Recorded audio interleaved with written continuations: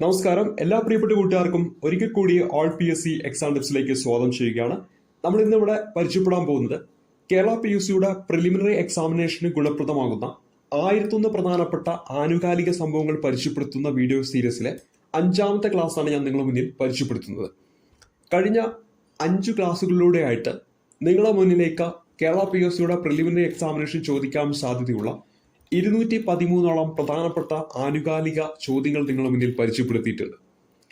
ഇന്ന് ഈ ഒരു വീഡിയോ ക്ലാസ്സിലൂടെ തുടർന്നുള്ള ചോദ്യങ്ങൾ ഒരു 50ഓളം പ്രധാനപ്പെട്ട കറണ്ട് അഫയേഴ്സ് ചോദ്യങ്ങളാണ് പരിചയപ്പെടുത്താൻ പോകുന്നത്.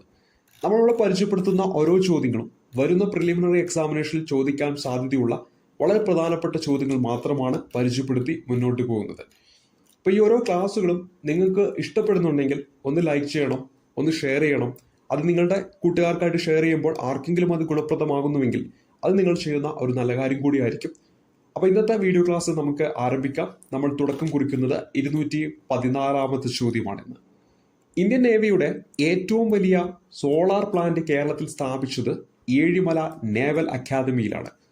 കണ്ണൂർ ജില്ലയിലെ ഏഴിമല നേവൽ അക്കാദമിയിലാണ് ഇന്ത്യൻ നേവിയുടെ ഏറ്റവും വലിയ സോളാർ പ്ലാന്റ് സ്ഥാപിച്ചിരിക്കുന്നത്. ഇതിന്റെ കപ്പാസിറ്റി എന്ന് പറയുന്നത് 3 മെഗാവാട്ടാണ്.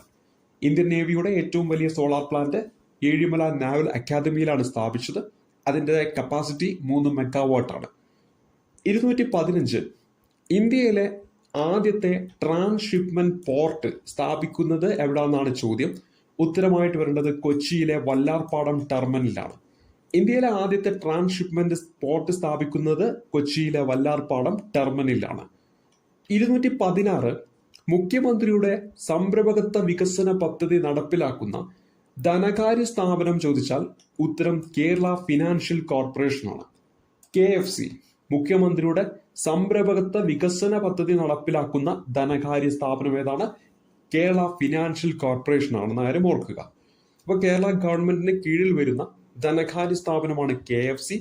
അതാണ് മുഖ്യമന്ത്രിയുടെ സംരംഭകത്വ വികസന പദ്ധതി നടപ്പിലാക്കുന്നതിന് നേതൃത്വം നൽകുന്നത്. 217 ഏറ്റവും പുതിയ റിപ്പോർട്ട് അനുസരിച്ച് കേരളത്തിലെ മാതൃമരണ നിരക്ക് എത്ര എന്നാണ് ചോദ്യം. 43. 1,43,000 എന്നതാണ് കേരളത്തിലെ മാതൃമരണ നിരക്ക്. ഈ ഒരു റിപ്പോർട്ടിലൂടെ രാജ്യത്ത് ഏറ്റവും കുറഞ്ഞ മാതൃമരണ നിരക്കുള്ള സംസ്ഥാനം എന്നൊരു ചോദ്യം ചോദിച്ചാൽ ഉത്തരം വരുന്നതും കേരളമാണ്. കേരളത്തിൻ്റെത് 43. 1,43,000 എന്നതാണ് കേരളത്തിലെ മാതൃമരണ നിരക്ക്. ഇതിലൂടെ ഏറ്റവും കുറഞ്ഞ മാതൃമരണ നിരക്കുള്ള ഒരു സംസ്ഥാനം എന്നൊരു ചോദ്യം ചോദിച്ചാൽ ഉത്തരമായിട്ട് വരേണ്ടത് കേരളമാണ്.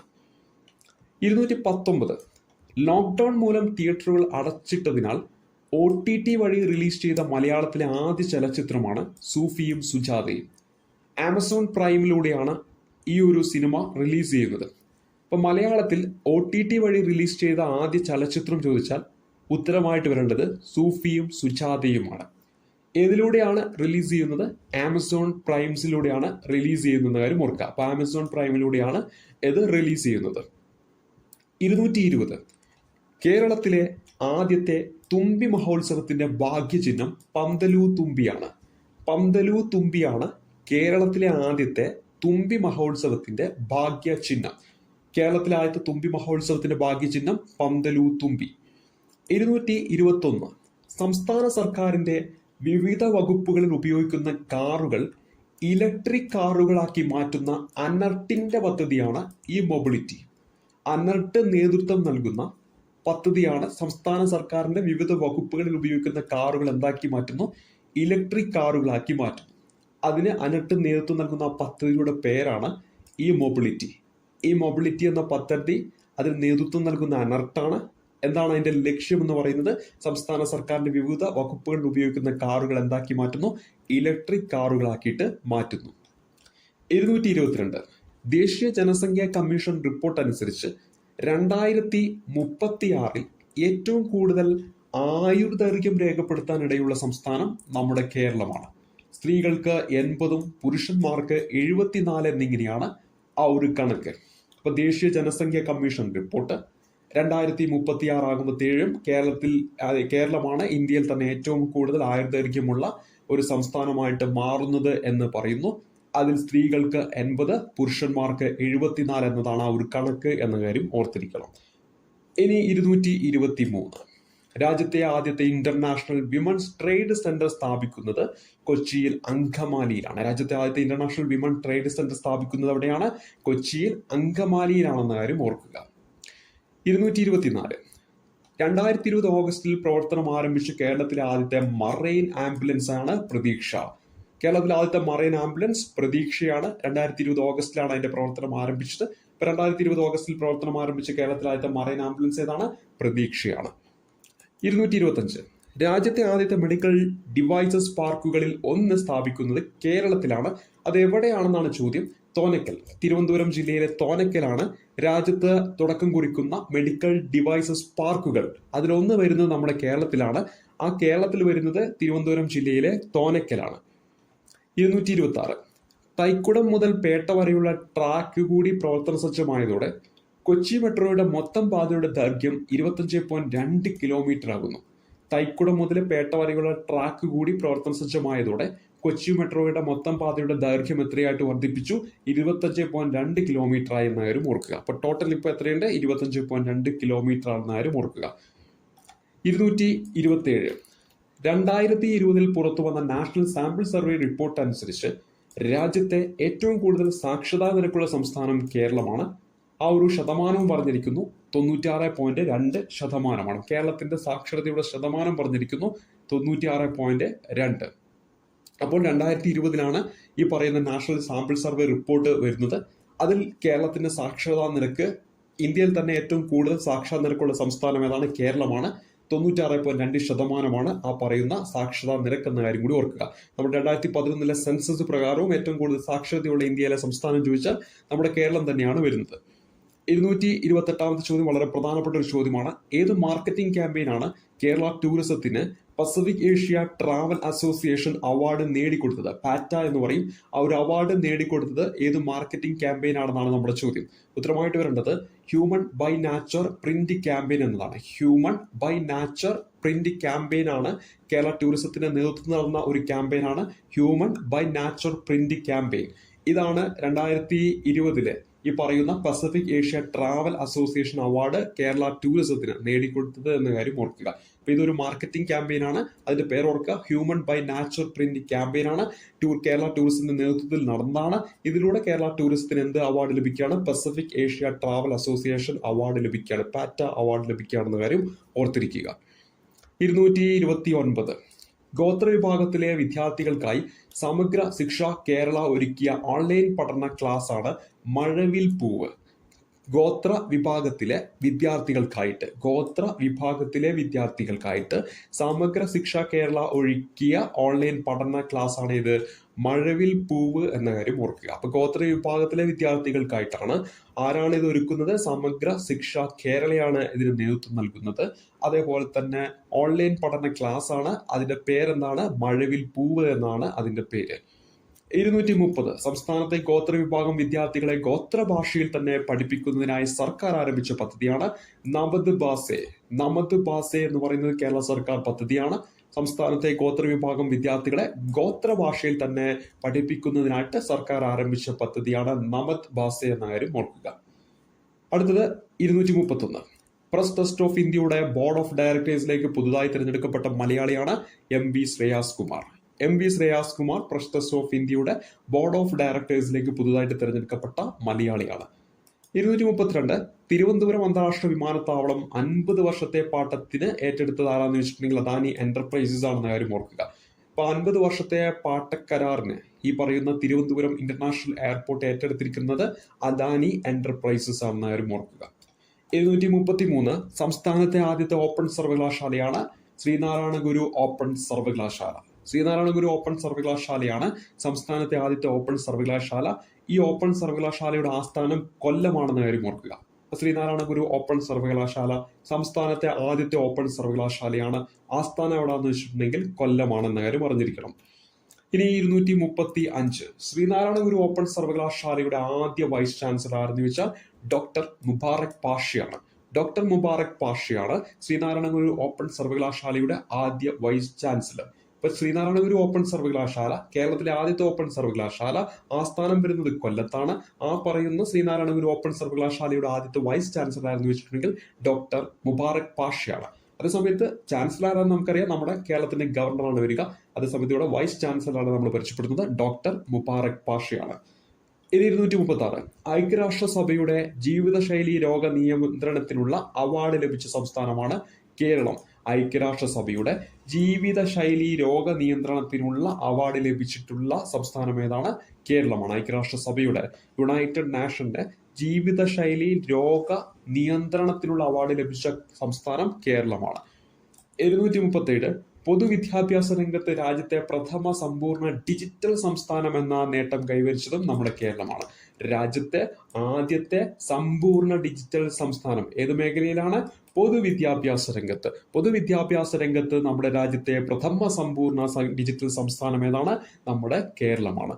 238 44ാമത് വയലാർ സാഹിത്യ പുരസ്കാരം ലഭിച്ചത് ഏഴാഞ്ചേരി രാമചന്ദ്രനാണ്. ഒരു വെർജീനിയൻ വേൽക്കാലം എന്ന് പറയുന്ന കൃതിക്കാണ് 2020 പ്രഖ്യാപിച്ച 44ാമത് വയലാർ സാഹിത്യ പുരസ്കാരം ആർക്ക് ലഭിക്കുന്നത്?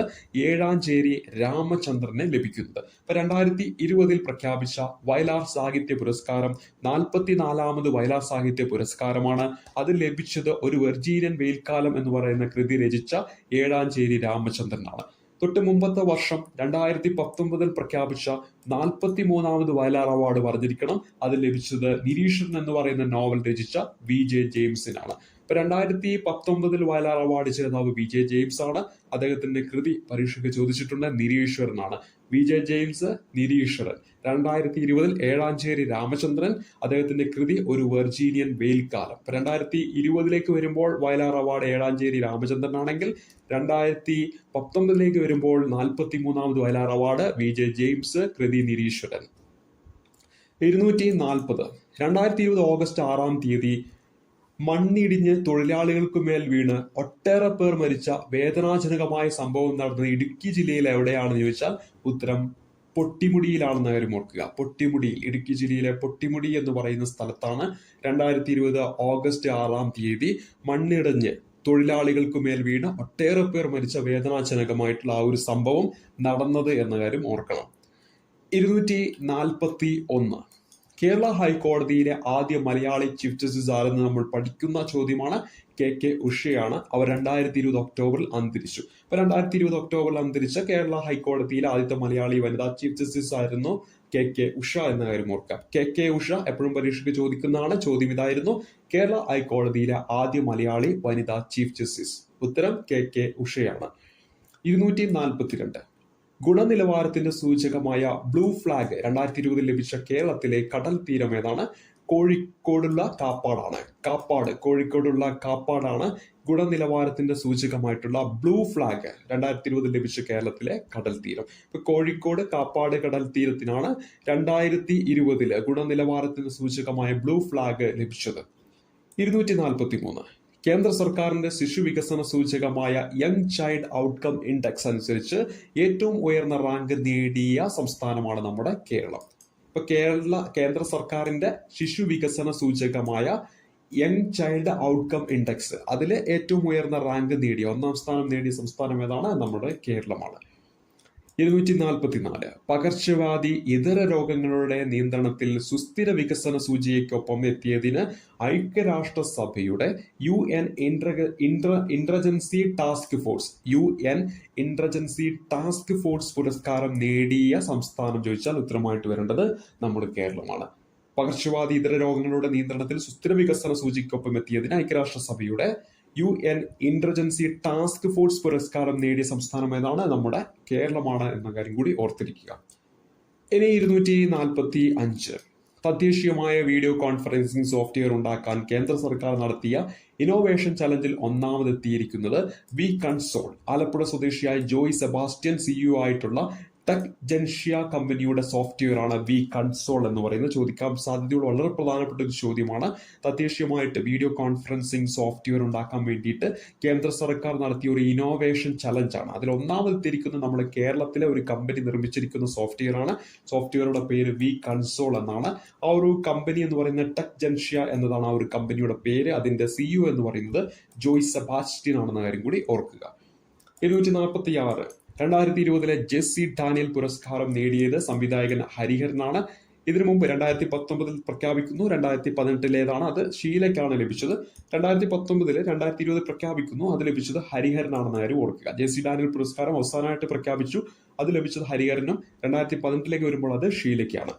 ഇനി 247 2020 പത്മപ്രഭാ പുരസ്കാരം നേടിയ എഴുത്തുകാരൻ ശ്രീകുമാരൻ തമ്പിയാണ്. ശ്രീകുമാരൻ തമ്പിയാണ് 2020 പത്മപ്രഭാ പുരസ്കാരം ലഭിച്ചത്. 2019 വരുമ്പോൾ അത് സന്തോഷ് എച്ചിക്കാനമാണെന്ന കാര്യം ഓർത്തിരിക്കുക. ഇപ്പൊ സന്തോഷ് എച്ചിക്കാനത്തിനാണ് 2019 പത്മപ്രഭാ പുരസ്കാരം ലഭിച്ചത്. അതേപോലെ തന്നെ 2020 വരുമ്പോൾ ശ്രീകുമാരൻ തമ്പിക്കാണ്. ഇനി 2020 ജെസ്സി ഡാനിയൽ പുരസ്കാരം ലഭിച്ച ആർക്കാന്ന് വെച്ചിട്ടുണ്ടെങ്കിൽ ഉത്തരമായിട്ട് വരേണ്ടത് ഹരിഹരനാണ്. 2018 വരുമ്പോൾ അത് ഷീലയ്ക്കാണ് എന്ന കാര്യം കൂടി ഓർത്തിരിക്കുക. അതുപോലെ ഇവിടെ നമ്മൾ വയലാർ അവാർഡ് പരിചയപ്പെട്ടു. ഏഴാഞ്ചേരി രാമചന്ദ്രൻ 2020 കിട്ടി ഒരു വെർജീനിയൻ വെയിൽക്കാലം എന്നതാണ് അദ്ദേഹത്തിന്റെ കൃതി. അതുപോലെ തന്നെ 2019 വരുമ്പോൾ VJ ജെയിംസ് നിരീക്ഷണൻ എന്നതാണ് അദ്ദേഹത്തിന്റെ കൃതി എന്ന കാര്യം കൂടി ഒരുമിച്ചൊന്ന് പഠിച്ചു വെക്കുക. ഇനി 2020 മാതൃഭൂമി സാഹിത്യ പുരസ്കാരം നേടിയത് കെ സച്ചിദാനന്ദനാണ്. കെ സച്ചിദാനന്ദനാണ് 2020 മാതൃഭൂമി സാഹിത്യ പുരസ്കാരം നേടിയത്. അപ്പൊ കെ സച്ചിദാനന്ദനുമുണ്ട്, പി സച്ചിദാനന്ദനുമുണ്ട്. പി സച്ചിദാനന്ദനാണ് ആനന്ദ് എന്നറിയപ്പെടുന്നത്. പ്രത്യേകം ശ്രദ്ധിക്കണം. 2019 എഴുത്തച്ഛൻ അവാർഡ് ജേതാവ് പി സച്ചിദാനന്ദനാണ്. ആനന്ദ് എന്ന് അദ്ദേഹത്തെ വിളിക്കുന്നു. ഇത് കെ സച്ചിദാനന്ദനാണ്. മാതൃഭൂമി സാഹിത്യ പുരസ്കാരം 2020. അതിൽ തന്നെ 2019 UA ഖാദറിനാണ് മാതൃഭൂമി സാഹിത്യ പുരസ്കാരം ലഭിച്ചത്. 2020 ഡിസംബറിൽ നമ്മെ വിട്ടുപിരിഞ്ഞ സാഹിത്യകാരനാണ് UA ഖാദർ. അദ്ദേഹത്തെയാണ് ട്രിക്കോട്ടൂരിന്റെ കഥാകാരൻ എന്ന് വിളിക്കുന്ന ആരെയാണ്? UA ഖാദറിനെയാണെന്ന കാര്യം ഓർത്തിരിക്കുക. അപ്പൊ മാതൃഭൂമി സാഹിത്യ പുരസ്കാരം 2020 കെ സച്ചിദാനന്ദന്, 2019 UA ഖാദറിന്. 2020 ഡിസംബറിൽ നമ്മെ വിട്ടുപിരിഞ്ഞ സാഹിത്യകാരനാണ് UA ഖാദർ. അദ്ദേഹത്തെയാണ് ട്രിക്കോട്ടൂരിന്റെ കഥാകാരൻ എന്ന് വിളിക്കുന്നത്. അതേപോലെ തന്നെ എഴുത്തച്ഛൻ പുരസ്കാരം 2019 വരികയാണെങ്കിൽ ആനന്ദാണ്. പ്രത്യേകം ശ്രദ്ധിക്കണം. പി സച്ചിദാനന്ദനാണെന്ന കാര്യം ഓർത്തിരിക്കുക. 2020 എഴുത്തച്ഛൻ പുരസ്കാരം നേടിയ സാഹിത്യകാരൻ സക്കറിയാണെന്ന കാര്യം കൂടി ഓർത്തിരിക്കുക. ഇനി 2020 OV വിജയം പുരസ്കാരം ലഭിച്ചത് ടി പത്മനാഭനാണ്. അദ്ദേഹത്തിന്റെ കൃതിയാണ് എന്റെ മൂന്നാമത്തെ നോവൽ എന്നത്. എന്റെ മൂന്നാമത്തെ നോവൽ എന്ന് പറയുന്ന ആ ഒരു കൃതിക്ക് 2020 OV വിജയം പുരസ്കാരം ലഭിച്ചു. അത് ആർക്കാന്ന് ചോദിച്ചാൽ ടി പത്മനാഭനാണ്. 2020 ONV സാഹിത്യ പുരസ്കാരം ഡോക്ടർ M ലീലാവതിക്കാണ് ലഭിച്ചത്. 2020 ONV സാഹിത്യ പുരസ്കാരം ലഭിച്ചത് ഡോക്ടർ M ലീലാവതിക്കാണ്. 253 കേരള ഡിജിറ്റൽ സർവകലാശാലയുടെ Kerala university of digital science innovation and ടെക്നോളജി, അതിന്റെ ആദ്യ വൈസ് ചാൻസലറായിട്ട് വരുന്നത് ഡോക്ടർ സജി ജോസഫ് ഗോപിനാഥാണ്. ഡോക്ടർ സജി ഗോപിനാഥാണ് കേരള ഡിജിറ്റൽ സർവകലാശാലയുടെ Kerala university of digital science innovation and ടെക്നോളജിയുടെ ആദ്യ വൈസ് ചാൻസലറായിട്ട് വരുന്ന ആരാണ്? ഡോക്ടർ സജി ഗോപിനാഥ് ആണെന്ന കാര്യം കൂടി ഓർത്തിരിക്കുക. അപ്പൊ ഡോക്ടർ സജി ഗോപിനാഥാണ് കേരള ഡിജിറ്റൽ സർവകലാശാലയുടെ ആദ്യത്തെ വൈസ് ചാൻസലർ. ഇനി അടുത്തത് 254 ചോദ്യം പരിചയപ്പെടാം. 2020 JCB സാഹിത്യ പുരസ്കാരം നേടിയ മൊസ്റ്റാഷ് എന്ന് പറയുന്ന കൃതി മീശ എന്ന് പറയുന്ന മലയാള നോവലിന്റെ വിവർത്തനമാണെന്ന് ആരും അറിയണം. ഇവിടെ മീശ എന്ന് പറയുന്ന മലയാള നോവല് S ഹരീഷ് എഴുതിയ കൃതിയാണ്.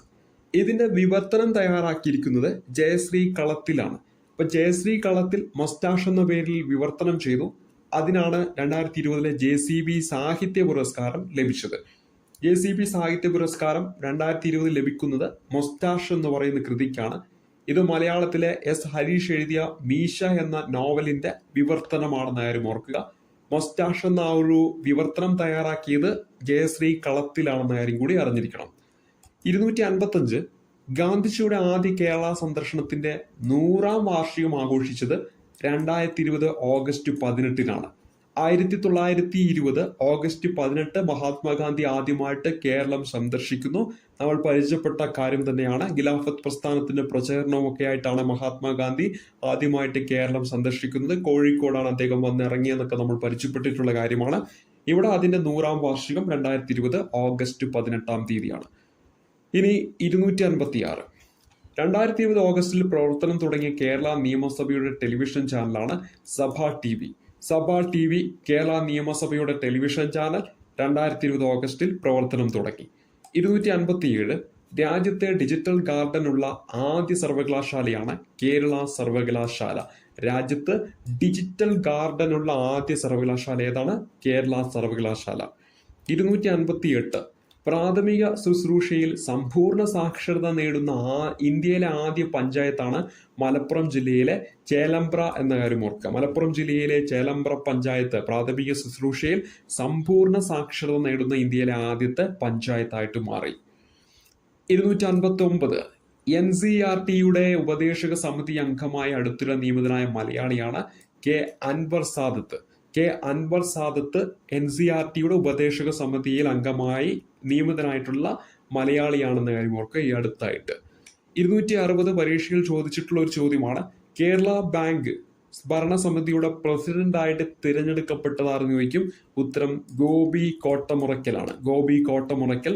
വൈസ് പ്രസിഡന്റായിട്ട് MK കണ്ണൻ. ഇപ്പൊ ഗോപി കോട്ടമുറയ്ക്കൽ കേരള ബാങ്ക് ഭരണസമിതിയുടെ പ്രസിഡന്റായിട്ട് തിരഞ്ഞെടുക്കപ്പെട്ടു. 2021 ഓസ്കാറിൽ ഇന്ത്യൻ എൻട്രിയായി തിരഞ്ഞെടുക്കപ്പെട്ട മലയാള ചലച്ചിത്രമാണ് ജല്ലിക്കെട്ട്. ലിജോ ജോസ് പെല്ലിശ്ശേരിയാണ് ഇതിന്റെ സംവിധായകൻ എന്ന കാര്യം കൂടി അറിഞ്ഞിരിക്കണം. 2020 നവംബറിൽ അന്തരിച്ച ഇന്ത്യൻ ടെസ്റ്റ് ക്രിക്കറ്റ് ടീമിൽ കളിച്ച ആദ്യ മലയാളിയാണ് doctor CK Bhaskar. Doctor CK Bhaskar Indian test cricket ടീമിൽ കളിച്ച ആദ്യ മലയാളി. അദ്ദേഹം 2020 നമ്മെ വിട്ടുപിരിഞ്ഞു. ഇനി 263 കേരള ആരോഗ്യ മന്ത്രാലയത്തിന്റെ റിപ്പോർട്ട് പ്രകാരം നവജാത ശിശുമരണ നിരക്ക് ഏറ്റവും കുറഞ്ഞ സംസ്ഥാനം ഏതാണ്? നമ്മുടെ കേരളമാണെന്ന് കാര്യം ഓർക്കുക. അപ്പൊ നേരത്തെ നമ്മൾ മാതൃ മരണ നിരക്ക് ഏറ്റവും കുറഞ്ഞ സംസ്ഥാനവും കേരളവും നമ്മൾ പരിചയപ്പെട്ടു. ഇവിടെ നവജാത ശിശുമരണ നിരക്കും ഏറ്റവും കുറവ് എവിടെയാണ്? കേരളത്തിലാണെന്ന കാര്യം ഓർക്കുക. 264 പ്രളയാനന്തര കാർഷിക മേഖലയെ പുനരുജ്ജീവിപ്പിക്കുന്നതിനായി റീബിൽഡ് കേരളയ്ക്ക് കീഴിൽ ആരംഭിച്ച സംയോജിത കാർഷിക പദ്ധതിയാണ് ജൈവഗ്രഹം എന്ന കാര്യം ഓർക്കുക. ജൈവഗ്രഹം എന്ന് പറയുന്നത് പ്രളയാനന്തര കാർഷിക മേഖലയെ പുനർജീവിപ്പിക്കുന്നതിനായിട്ട് റീബിൽഡ് കേരളയ്ക്ക് കീഴിൽ ആരംഭിച്ച സംയോജിത കാർഷിക പദ്ധതിയാണ്. പ്രളയാനന്തര എന്താണ് നമ്മുടെ കേരളത്തെ പുനർജീവിപ്പിക്കാൻ വേണ്ടിയിട്ടാണ് റീബിൽഡ് കേരള എന്ന് പറയുന്ന ഒരു പദ്ധതി കൊണ്ടുവരുന്നത്. അവിടെ തന്നെ കാർഷിക മേഖലയ്ക്ക് പ്രത്യേക ഊന്നൽ നൽകിക്കൊണ്ട് തുടക്കം കുറിച്ചതാണ് ജൈവഗ്രഹം എന്ന് പറയുന്ന പദ്ധതി എന്ന കാര്യം ഓർത്തിരിക്കണം. ഇനി അടുത്തത് 265 അടൽ തുരങ്കം. പരീക്ഷയ്ക്ക് ചോദിക്കാൻ സാധ്യതയുള്ള വളരെ പ്രധാനപ്പെട്ട ഒന്നാണ്. ഹിമാചൽ പ്രദേശിലെ റോങ്താങ്ങിൽ മണാലിയെ ലാഹൌൾ സ്പിറ്റി താഴ്വരയുമായി ബന്ധിപ്പിക്കുന്നതാണ് അടൽ തുരങ്കം എന്ന കാര്യം ഓർക്കുക. ഹിമാചൽ പ്രദേശിലെ റോങ്താങ്ങിൽ മണാലിയെ ലാഹൌൾ സ്പിറ്റി താഴ്വരയുമായി ബന്ധിപ്പിക്കുന്നതാണ് അടൽ തുരങ്കം. ഒക്ടോബർ 2 പ്രധാനമന്ത്രി നരേന്ദ്രമോദി ഉദ്ഘാടനം ചെയ്തു. 9.02 കിലോമീറ്റർ ആണ് ഇതിന്റെ നീളം എന്ന കാര്യം ഓർക്കണം. സമുദ്രനിരപ്പിൽ നിന്നും 300 മീറ്റർ ഉയരത്തിലുള്ള ലോകത്തിലെ ഏറ്റവും വലിയ റോഡ് തുരങ്കം കൂടിയാണ് ഇത്. 2010 ജൂൺ 28 അന്നത്തെ ദേശീയ ഉപദേശക സമിതി അധ്യക്ഷയായിട്ടുള്ള സോണിയാഗാന്ധിയാണ് ഈ പദ്ധതിക്ക് തറക്കല്ലിടുന്നത്. ഇപ്പൊ ഇവിടെ പ്രധാനമായിട്ട് അറിയേണ്ടത് ഹിമാചൽ പ്രദേശിലെ റോങ്താങ്ങിൽ മണാലിയെ ലാഹൌൾ സ്പിറ്റി താഴ്വരയുമായിട്ട് ബന്ധിപ്പിക്കുന്നു അടൽ തുരങ്കം. ഒക്ടോബർ 2 പ്രധാനമന്ത്രി ഉദ്ഘാടനം ചെയ്തു. ടോട്ടൽ നീളം 9.02 കിലോമീറ്റർ. സമുദ്രനിരപ്പിൽ നിന്നും 300 മീറ്റർ ഉയരത്തിലുള്ള ലോകത്തിലെ ഏറ്റവും വലിയ റോഡ് തുരങ്കമാണിത്. ഇതിന്റെ തറക്കല്ലിടുന്ന സോണിയാഗാന്ധിയാണ്. 2010 June 28 266 2020 global wild life conference നടന്നത് ഇന്ത്യയിൽ വെച്ചിട്ടാണ്. ഗ്ലോബൽ വൈൽഡ് ലൈഫ് കോൺഫറൻസ് 2020 നടക്കുന്നത് ഇന്ത്യയിൽ വെച്ചിട്ടാണ്. 36ാമത് അന്താരാഷ്ട്ര ജിയോളജിക്കൽ കോൺഗ്രസ് 2020 നടന്നത് അവിടെ വെച്ചിട്ടാണ്, നമ്മുടെ ഇന്ത്യയിൽ വെച്ചിട്ടാണ്. അപ്പോൾ 2020 ഗ്ലോബൽ വൈൽഡ് ലൈഫ് കോൺഫറൻസ് നടന്നത് ഇന്ത്യയിൽ. അതുപോലെ തന്നെ 36ാമത് അന്താരാഷ്ട്ര ജിയോളജിക്കൽ കോൺഗ്രസ് 2020 നടന്നതും ഇന്ത്യയിൽ വെച്ചിട്ടാണ്. 107ാമത് ഇന്ത്യൻ സയൻസ് കോൺഗ്രസിന് വേദിയായത് 2020 യൂണിവേഴ്സിറ്റി ഓഫ് അഗ്രികൾച്ചർ സയൻസ് ബാംഗ്ലൂരാണ് 2020. ഇപ്പൊ ബാംഗ്ലൂരിലെ യൂണിവേഴ്സിറ്റി ഓഫ് അഗ്രികൾച്ചർ സയൻസ് അതാണ് 2020 നടന്ന 107ാമത് ഇന്ത്യൻ സയൻസ് കോൺഗ്രസിന് വേദിയായത്. അതേപോലെ തന്നെ 106ാമതായിട്ട് നടക്കുന്നത് പഞ്ചാബിലാണ്. പഞ്ചാബില് ഈ ഒരു യൂണിവേഴ്സിറ്റി പഞ്ചാബിലെ ലവ്ലി പ്രൊഫഷണൽ യൂണിവേഴ്സിറ്റിയിലാണ് 106ാമത് ഇന്ത്യൻ സയൻസ് കോൺഗ്രസ് 2019 നടക്കുന്നതെന്ന് ആരും ഓർത്തിരിക്കണം. വേൾഡ് ATM കോൺഗ്രസ് 2019 നടന്നത് സ്പെയിനിലെ മാഡ്രിഡിലാണ് 2019 വേൾഡ് ATM കോൺഗ്രസ് നടന്നത് എന്ന കാര്യം കൂടി ഓർത്തിരിക്കുക. അപ്പൊ നമ്മളിവിടെ മൊത്തം ഇപ്പോൾ 1001 ആനുകാലിക ചോദ്യങ്ങൾ എന്ന് പറയുന്ന ടാർഗറ്റിൽ നമ്മളിപ്പോൾ 270 പരിചയപ്പെടുത്തി അവസാനിപ്പിച്ചിരിക്കുന്നു. ഇന്നത്തെ വീഡിയോ ക്ലാസ്സിൽ പരിചയപ്പെടുത്തിയ ഓരോ ചോദ്യങ്ങളും വരുന്ന പ്രിലിമിനറി എക്സാമിനേഷനിൽ നിർബന്ധമായിട്ടും അറിഞ്ഞിരിക്കേണ്ട കുറെ ചോദ്യങ്ങളാണ് പരിചയപ്പെടുത്തിയത്. ആ ചോദ്യങ്ങളിലൂടെയൊക്കെ കടന്നുപോയപ്പോൾ നിങ്ങൾക്ക് അത് മനസ്സിലായിട്ടുണ്ടാകും എന്ന് വിചാരിക്കുന്നു. അപ്പൊ ഇന്നത്തെ വീഡിയോ ക്ലാസ് ഇവിടെ വെച്ച് അവസാനിപ്പിക്കുകയാണ്. കറണ്ട് അഫയേഴ്സുമായിട്ട് ബന്ധപ്പെട്ടിട്ടുള്ള തുടർന്നുള്ള ചോദ്യങ്ങളൊക്കെ ആയിട്ട് നമുക്ക് വീണ്ടും കണ്ടുമുട്ടാം. ക്ലാസ്സുകൾ ഇഷ്ടപ്പെട്ട ഒന്ന് ലൈക്ക് ചെയ്യുക, ഷെയർ ചെയ്യുക, ഒപ്പം നിങ്ങളുടെ വിലയേറിയ അഭിപ്രായങ്ങളൊക്കെ ഒന്ന് രേഖപ്പെടുത്തുക. ഒപ്പം ഈ ഒരു ചാനൽ സബ്സ്ക്രൈബ് ചെയ്തിട്ടില്ലെങ്കിൽ തികച്ചും സൗജന്യമായിട്ട് ഈ ചാനൽ ഒന്ന് സബ്സ്ക്രൈബ് ചെയ്യാവുന്നതാണ്. എന്റെ യൂട്യൂബ് ചാനലിൽ കാണപ്പെടുന്ന സബ്സ്ക്രൈബ് എന്ന് പറയുന്ന ഒരു ബട്ടൺ ഉണ്ട്, ജസ്റ്റ് ഒന്ന് ക്ലിക്ക് ചെയ്യുക. നിങ്ങൾക്ക് എന്റെ ചാനൽ തികച്ചും സൗജന്യമായിട്ട് സബ്സ്ക്രൈബ് ചെയ്യാവുന്നതാണ്. അതിനുശേഷം ഒരു ബെല്ലൈക്കൺ കൂടി ലഭിക്കുന്നതായിരിക്കും. അതൊന്ന് ജസ്റ്റ് ഒന്ന് ക്ലിക്ക് ചെയ്ത് നോട്ടിഫിക്കേഷൻ ഓൾ എന്ന് പറയുന്ന ഓപ്ഷൻ കൂടി ഒന്ന് എനേബിൾ ചെയ്താൽ ഞാൻ എപ്പോഴാണോ ഇത്തരത്തിലുള്ള വീഡിയോസ് അപ്ലോഡ് ചെയ്യുന്നത് അപ്പോൾ തന്നെ ഒരു നോട്ടിഫിക്കേഷൻ ആയിട്ട് നിങ്ങളുടെ മുന്നിലേക്ക് എത്തുന്നതായിരിക്കും. അപ്പം ഇന്നത്തെ വീഡിയോ ക്ലാസ് ഇവിടെ വെച്ച് അവസാനിപ്പിക്കുകയാണ്. ഈ ഒരു ക്ലാസ് കണ്ടതിൽ വളരെയധികം സന്തോഷം. അടുത്തൊരു ക്ലാസ് കാണുമ്പോഴേക്കും ഒരിക്കൽ കൂടി താങ്ക് യു.